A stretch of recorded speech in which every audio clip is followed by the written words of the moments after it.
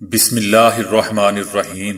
السلام علیکم دوستو، دنیا بھر کی خبروں میں آج آپ سنیں گے، لیکن اس سے پہلے اگر ہو سکے تو لائک، سبسکرائب اور بیل آئیکن کا بٹن ضرور دبا لیں۔ شکریہ۔ ترکی میں 1370 بے روزگاروں نے اپنی جان لے لی۔ امریکہ کی ایرانی تیل کی فروخت پر نئی پابندیاں۔ عمرہ زائرین کے لیے حرم مکی میں 5000 الیکٹرانک گاڑیاں۔ ٹرمپ ایک لاپرواہ شخص۔ بھارتی chief of defence staff general Bipin Rawat بھی مودی سرکار کے خلاف بول اٹھے۔ جرمنی میں بھی مقبوضہ وادی کی عوام کے لیے اظہار یکجہتی۔ ایران کے خلاف اقتصادی لڑائی سے امریکہ کا اثر بڑھے گا نہیں بلکہ کم ہوگا۔ ایران۔ فرانس کے خلاف دنیا کے مختلف ممالک میں مظاہرے جاری۔ لاک ڈاؤن میں ایک بے روزگار شخص لاکھ پتی کیسے بنا؟ ڈاکٹر عامر لیاقت کے قلم سے۔ جب تک مہنگائی کنٹرول نہیں ہوگی چین سے نہیں بیٹھوں گا، وزیر اعظم عمران خان۔ مرغے کے پنجے سے پولیس آفیسر جاں بحق۔ امریکی وزراء بھارت میں۔ جسم میں سے زہریلے مادے خارج کرنا بہت ضروری۔ تو آئیے چلتے ہیں اب خبروں کی ڈیٹیل کی طرف۔ ترکی میں بے روزگار افراد اور بھوک کا سامنا کرنے والے افراد کی تعداد کے حوالے سے خوفناک اعداد و شمار سامنے آئے ہیں۔ اس صورتحال کے پیچھے کئی برس سے ترک کرنسی کی قدر میں شدید کمی اور ملک میں کورونا کے پھیلاؤ کے عوامل کار فرما ہیں، جن کے سبب ہزاروں افراد ملازمتوں سے ہاتھ دھو بیٹھے ہیں۔ ملک میں 1.6 کروڑ شہریوں کو غربت اور 1.7 کروڑ دیگر افراد کو بے روزگاری اور کام کے مواقع میسر نہ ہونے کا سامنا ہے۔ اسی طرح ترکی میں 1.8 کروڑ افراد غربت کے گڑھے کے کنارے پہنچ چکے ہیں۔ سرکاری ادارے کی جانب سے جاری معلومات میں بتایا گیا ہے کہ 2015 سے اب تک ملک میں غربت کے سبب 1370 افراد اپنی جان لے چکے ہیں۔ ترک صدر رجب طیب اردوان کی حکومت سرکاری طور پر ملک میں 40 لاکھ بے روزگاروں کی موجودگی کا اعتراف کرتی آ رہی ہے۔ معیشت کے ماہرین نے سرکاری ادارہ برائے شماریات کی جانب سے اعلان کردہ اس تعداد کے درست ہونے میں شکوک و شبہات کا اظہار کر رہے ہیں۔ امریکی صدر ٹرمپ نے ایران پر نئی پابندیاں عائد کر دی ہیں، جس کے بعد ایران شام اور وینزویلا کو بھی تیل فروخت نہیں کر سکے گا۔ ٹرمپ انتظامیہ کے اس نئے فیصلے سے صدارتی انتخابات میں کامیاب ہو جانے کی صورت میں بھی جو بائیڈن کے لیے ایران کو تیل کی فروخت کی اجازت دینے کی کوشش فی الحال محدود ہو گئی ہے۔ ٹرمپ انتظامیہ نے 2018 سے ہی ایران پر سخت پابندیاں عائد کر رکھی ہیں، جن کا مقصد تیل کی برآمدات کو روکنا اور امریکہ کے حلیف ممالک سعودی عرب اور اسرائیل کے اس علاقائی حریف کے مالی وسائل کے ذرائع کو مکمل طور پر بند کر دینا ہے، جس کے بعد نئی امریکی انتظامیہ کے لیے بھی ممکنہ طور پر اس فیصلے کو واپس لینے میں رکاوٹ پیدا ہو گئی ہے۔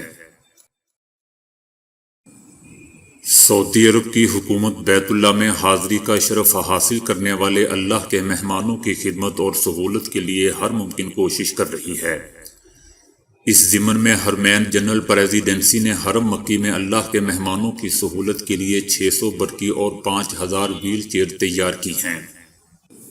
ان گاڑیوں کی نگرانی پر 120 ملازمین کا عملہ مامور ہے، جو عازمین عمرہ کی حفاظت اور سلامتی کو یقینی بنانے کے لیے ہمہ مصروف عمل ہے۔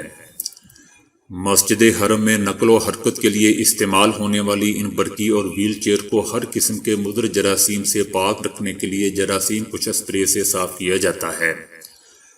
مسجد حرم کے اندرونی مقامات میں نقل و حرکت کے لیے تیار کردہ ان گاڑیوں کو 7 مختلف مقامات پر رکھا گیا ہے، جبکہ مسجد کے باہر 3 مقامات پر بھی یہ گاڑیاں دستیاب ہیں۔ اس کے علاوہ حرمین کی انتظامیہ نے زائرین میں 400 چھتریاں اور رومال بھی تقسیم کیے ہیں۔ امریکی صدارتی انتخابات میں 7 روز باقی رہ گئے ہیں۔ ڈیموکریٹک صدارتی امیدوار جو بائیڈن نے کہا ہے کہ صدر ٹرمپ ایک لاپرواہ شخص ہیں، جبکہ دوسری طرف صدر ٹرمپ کا کہنا ہے کہ وہ 2016 کی طرح ایک بار پھر جیتیں گے۔ ارلی ووٹنگ کے تحت اب تک 6 کروڑ سے اوپر امریکی شہری ووٹ ڈال چکے ہیں۔ بھارتی chief of defence staff general Bipin Rawat بھی کرپشن کے خلاف بول اٹھے ہیں اور انہوں نے مودی حکومت کو کرپشن کا گڑھ قرار دے دیا ہے۔ بپن راوت نے لوگوں کے لیے پیغام جاری کرتے ہوئے بدعنوانی کو بھارت کی ترقی میں رکاوٹ قرار دیتے ہوئے کہا ہے کہ کرپشن بھارت کی سیاسی اور سماجی ترقی میں بڑی رکاوٹ ہے۔ حکومت اور سٹیک ہولڈرز کو کرپشن کے خلاف کام کرنا ہوگا، جو وہ نہیں کر رہی۔ مودی کی حکومت میں بھارت کرپشن کا گڑھ بن چکا ہے۔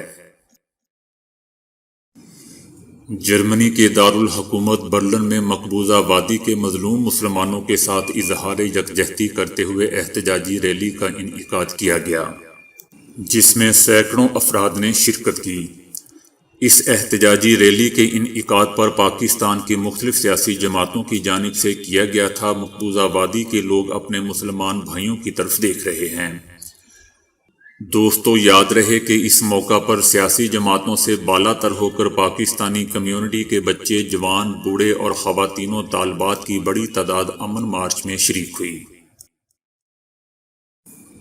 ایران کا کہنا ہے کہ امریکی حکومت ایرانی لوگوں کو تکلیف میں مبتلا کرنے کی اپنی صلاحیت سے بھی آگے بڑھ چکی ہے۔ یہ وہ وقت ہے کہ امریکہ مان لے کہ وہ پابندیاں لگا کر اہداف حاصل کرنے میں ناکام رہا ہے۔ ایران کا مزید کہنا ہے کہ ایران کے خلاف اقتصادی لڑائی سے امریکہ کا اثر بڑھے گا نہیں بلکہ کم ہوگا۔ ایران کا مزید کہنا تھا کہ اب امریکہ کو تسلیم کر لینا چاہیے کہ وہ دیگر ممالک پر پابندیاں عائد کرنے کا عادی ہو چکا ہے۔ دنیا کے مختلف شہروں میں فرانسیسی صدر میکرون کے توہین آمیز بیان کے خلاف مظاہرے شروع ہو چکے ہیں۔ مظاہروں کے دوران مسلمانوں نے فرانسیسی پرچم کو نظر آتش کیا اور میکرون کی تصویریں بھی جلائیں۔ ادھر پاکستان کے وزیر اعظم عمران خان سمیت عالمی مسلم رہنماؤں نے بھی فرانسیسی صدر کے بیان کے خلاف سخت رد عمل ظاہر کیا ہے۔ ترک صدر رجب طیب اردوان نے یہاں تک کہا ہے کہ فرانس کے صدر کا دماغ خراب ہو چکا ہے، اسے اپنے دماغ کا علاج کروانا چاہیے۔ فرانسیسی صدر نے جان بوجھ کر اسلام پر حملہ کر کے اسلامو فوبیا کی حوصلہ افزائی کی ہے۔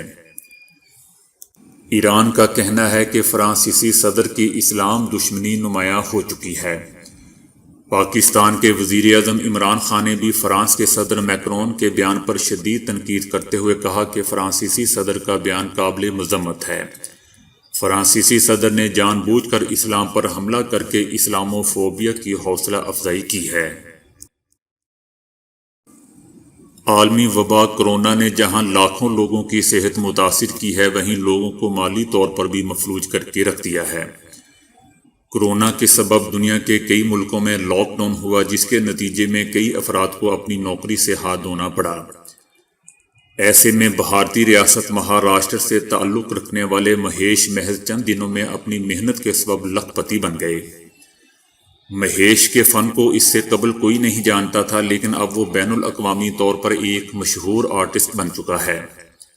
جب وہ بے روزگار ہوا تو ان کی ماہانہ آمدنی 10,000 روپے تھی، لیکن ملازمت چھوڑنے کے بعد وہ 80,000 روپے سے زائد ماہانہ کمانے لگا۔ اورنگ آباد کے رہائشی مہیش لاک ڈاؤن کے دنوں میں اپنی ڈرائنگ کی ویڈیوز ٹک ٹاک پر اپلوڈ کرنے لگے اور دیکھتے ہی دیکھتے ان کی پینٹنگ اتنی مشہور ہوئی کہ بھارتی اداکار بھی ان کے مداح ہو گئے۔ مہیش ایک ایسا آرٹسٹ ہے جو کسی برش کا استعمال کیے بغیر ہاتھ کی انگلیوں کی مہارت سے تصویریں بناتا ہے۔ 1990 میں F S C pre medical یعنی ایف ایس سی پاس ایک لڑکی کنگ ایڈورڈ میڈیکل کالج کے پرنسپل کے کمرے میں داخل ہوتی ہے اور داخل ہونے کے بعد ان سے اپنے داخلے کی بات کرتی ہے۔ پرنسپل نے جب اس کے ایف ایس سی کے نمبرز دیکھے تو وہ 650 کے قریب تھے، یعنی مطلوبہ میرٹ سے بہت ہی کم۔ پرنسپل نے داخلہ دینے سے معذرت کر لی۔ اس لڑکی نے جواب سن کر اپنا ڈیزائنر پرس اٹھایا اور دروازے تک جا پہنچی۔ لمحہ بھر رکی اور پھر مڑ کر پرنسپل سے کہا کہ ایڈمیشن تو میں لے کر رہوں گی، روک سکو تو روک لو۔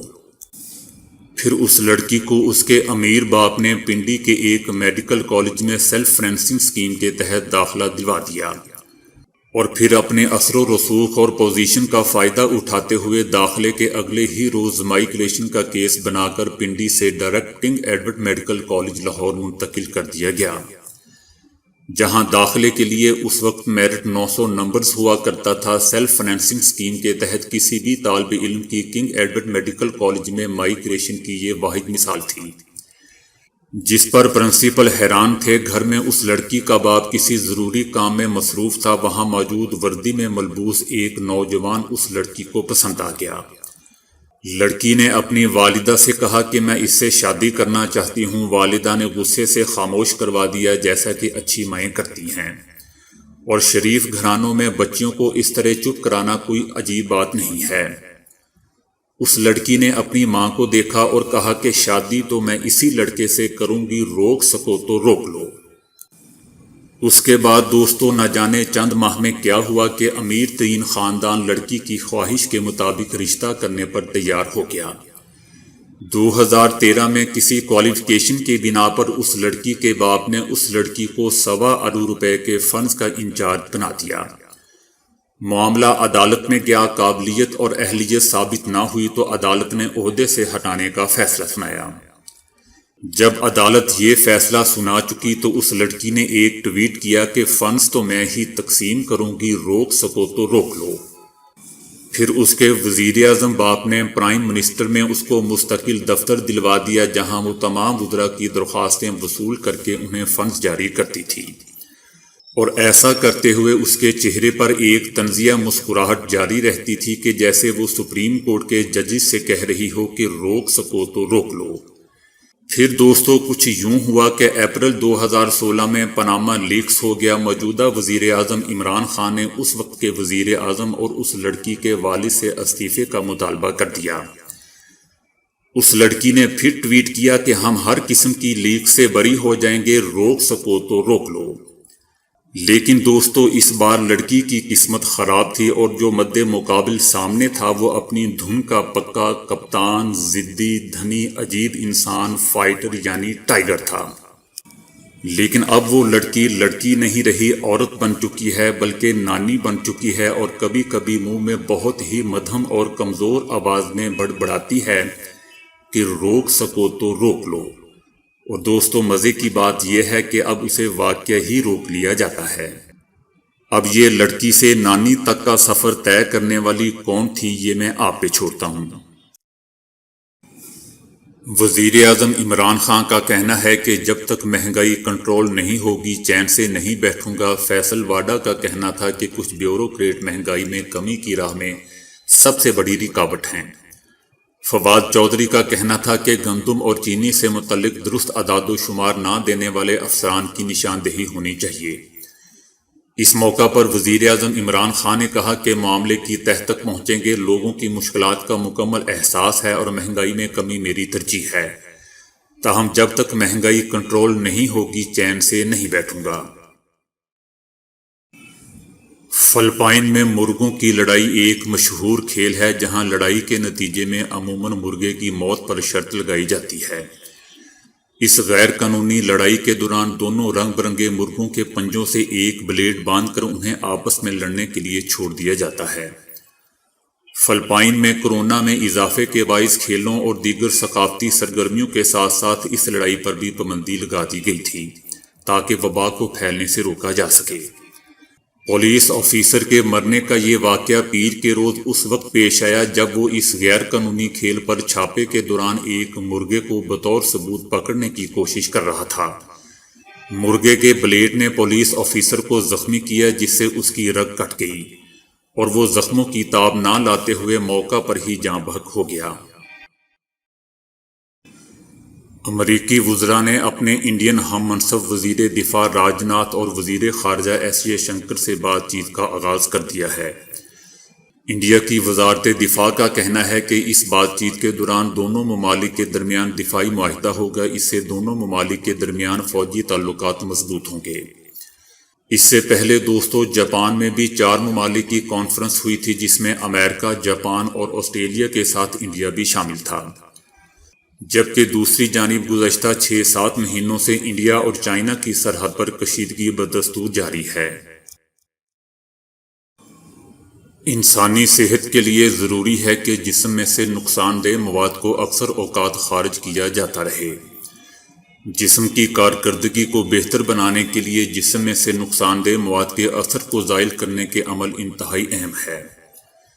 اس زہریلے یا نقصان دہ مواد کو ٹاکسنز کہا جاتا ہے، جو ایسے مادے سے بنے ہوتے ہیں جو جسم پر منفی انداز میں اثر انداز ہوتے ہیں۔ قدرتی طریقے اپناتے ہوئے بھی ٹاکسنز کو جسم سے خارج کیا جا سکتا ہے۔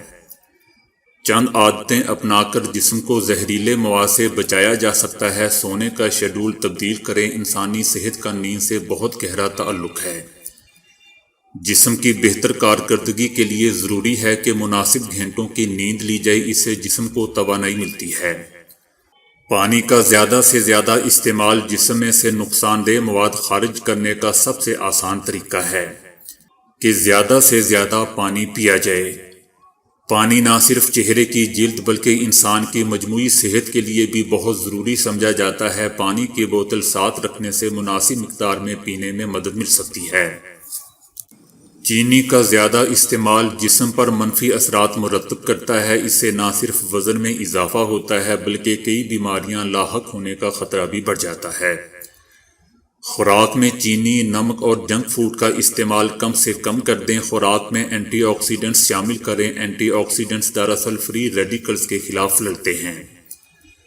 فری ریڈیکلز ان مادوں کو کہتے ہیں جو انسانی جسم کے خلیات پر حملہ آور ہوتے ہیں۔ ایسی خوراک استعمال کرنی چاہیے جن میں اینٹی آکسیڈنٹس موجود ہوں، جیسے انگور، پیاز، لہسن، آم، پالک، شملہ مرچ اور ہربل چائے وغیرہ۔ باقاعدگی سے ورزش کرنا مجموعی صحت کے لیے انتہائی اہم سمجھا جاتا ہے۔ ورزش کرنے سے بھی انسانی جسم میں سے نقصان دہ مواد خارج کرنے میں مدد ملتی ہے۔ تو دوستو، آج کے لیے اتنا ہی۔ ویڈیو کو لائک اور شیئر کرنے کا بہت بہت شکریہ۔